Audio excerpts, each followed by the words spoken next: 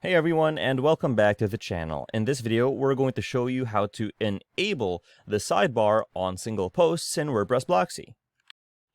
Okay, let's scroll down here on our single blog post, and there is no sidebar. So what if we wanted to add one to our blog posts? Let's go ahead and click on Customize and enter the WordPress customizer. Okay, once we're here on the customizer, we have our preview here, and on the left-hand side, let's scroll down to Post Types, Single Post, and you can see we have post structure here, and we have a few different options to choose from. We have narrow width, normal width, we have left sidebar, and right sidebar.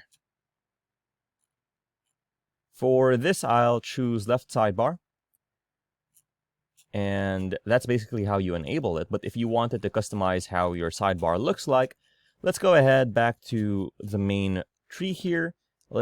Under general options, let's go ahead and click on sidebar, and you can see we have a few different options to choose from. Keep in mind that this sidebar customization option changes the sidebar look or layout for all of your website, your whole website. So if I were to choose this, it would look like this on the blog archive as well. And we can customize our spacing, and we can turn on and off our sticky sidebar and offsets. We can also change our widget fonts here and colors in the background color if we wanted to do that as well. And I'm happy with that. Let's go ahead and click on Publish to save our changes. Okay, with our changes saved, let's reload our site.